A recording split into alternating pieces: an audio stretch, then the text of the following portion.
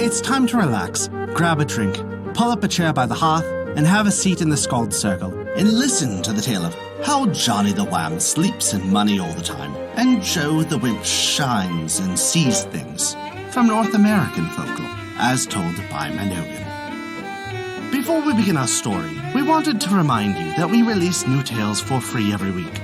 Our shorter tales release on Wednesdays, and our longer chapter stories release on every other Saturday.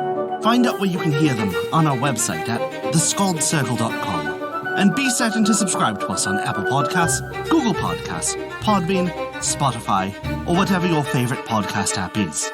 That way, you'll never miss out on one of our enchanting tales from around the world. Now then, without further ado, this is How Johnny the Wham Sleeps in Money All the Time, and Joe the Wimp shines and sees things, from North American Folklore, as told by Mynogan. Once the potato-faced blind man began talking about arithmetic and geography, where numbers come from and why we add and subtract before we multiply. When the first fractions and decimal points were invented, who gave the rivers their names, and why some rivers have short names slipping off the tongue easily as whistling, and why other rivers have long names, wearing the stub ends off of pencils. The girl, Ask Me No Questions, asked the old man if boys always stay in the hometowns where they are born and grow up, or whether boys pack their pack sacks and go away somewhere else after they grow up. This question started the old man telling about Johnny the Wham and Joe the Wimp, and the things he remembered about them.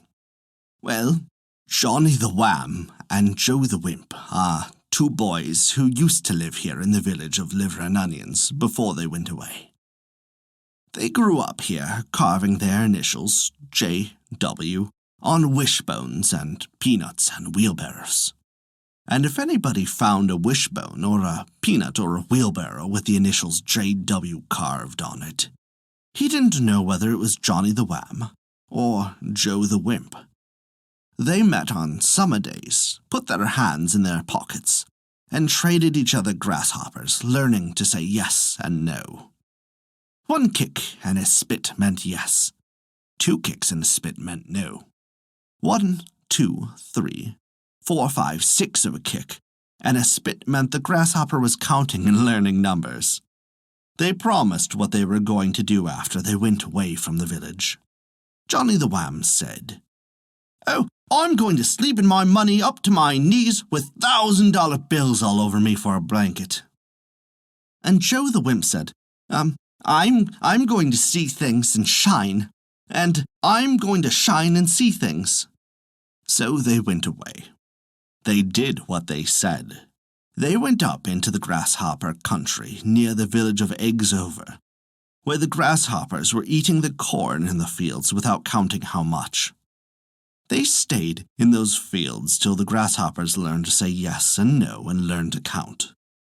1 kick and a spit meant yes. 2 kicks and a spit meant no. 1, 2, 3, 4, 5, 6 meant the grasshoppers were counting and learning numbers. The grasshoppers, after that, eating ears of corn in the fields, were counting how many and how much.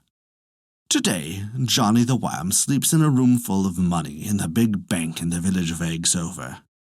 The room where he sleeps is a room where they keep the $1,000 bills.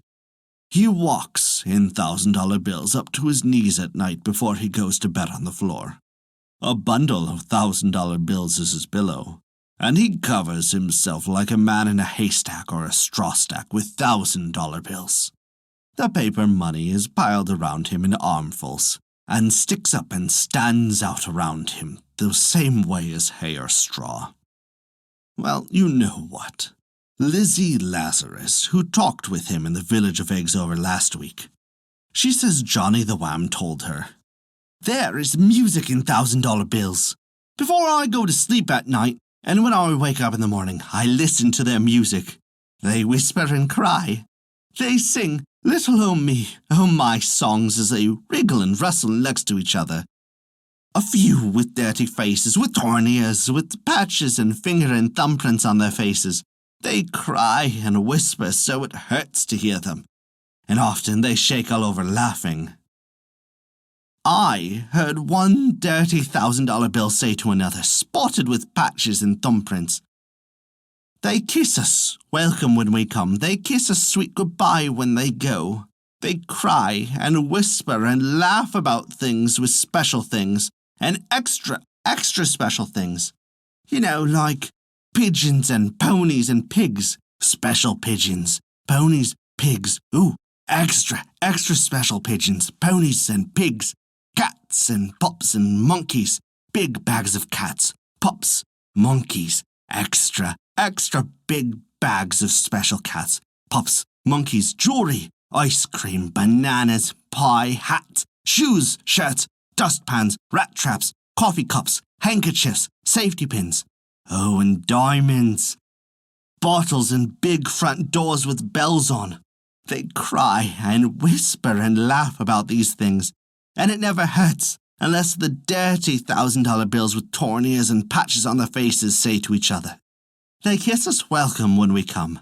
They kiss us sweet goodbye when they go."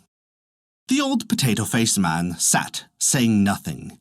He fooled a little with the accordion keys, as if trying to make up a tune for the words. They kiss us welcome when we come. They kiss us sweet goodbye when we go.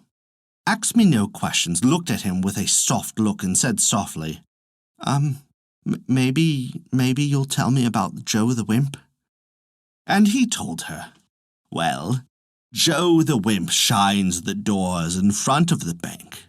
The doors are brass, and Joe the Wimp stands with rags and ashes, and skin keeping the brass shining.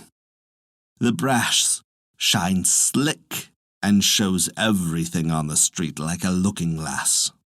He told Lizzie Lazarus last week, if pigeons, ponies, pigs come past, or cats, pups, monkeys, or jewelry, ice cream, bananas, pie, hats, shoes, shirts, dustpans, rat traps, coffee cups, handkerchiefs, safety pins, or diamonds, bottles, and big front doors with bells on, Joe the Wimp sees them in the brass. I rub on the brass doors, and things began to jump into my hands out of the shine of the brass. Faces, chimneys, elephants, yellow hummingbirds, and blue cornflowers. Where I have seen grasshoppers sleeping 2 by 2, and 2 by 2, they all come to the shine of the brass on the doors when I ask them to. If you shine brass hard enough, and wish as hard as the brass wishes, and keep on shining and wishing, then always things come jumping out into your hands out of the shine of the brass. So you see, said the potato-faced blind man to Ask Me No Questions, sometimes the promises boys make when they go away come true afterwards. Well, they got what they asked for. Now will they keep it or leave it? Said Ask Me. Only the grasshoppers can answer that, was the old man's reply. The grasshoppers are older. They know more about jumps, and especially grasshoppers that say yes and no, and count 1, 2, 3, 4, 5, 6.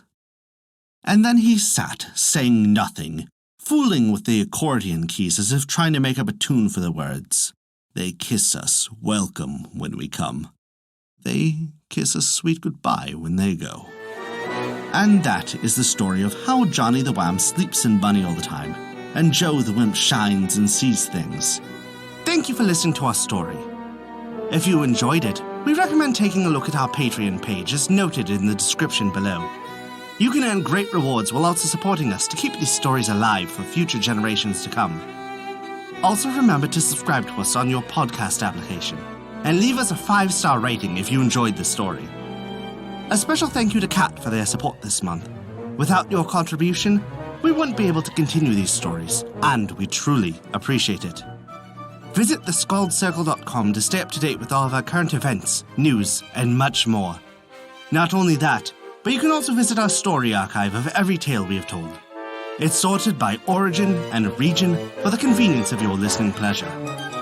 Thank you for listening to our story.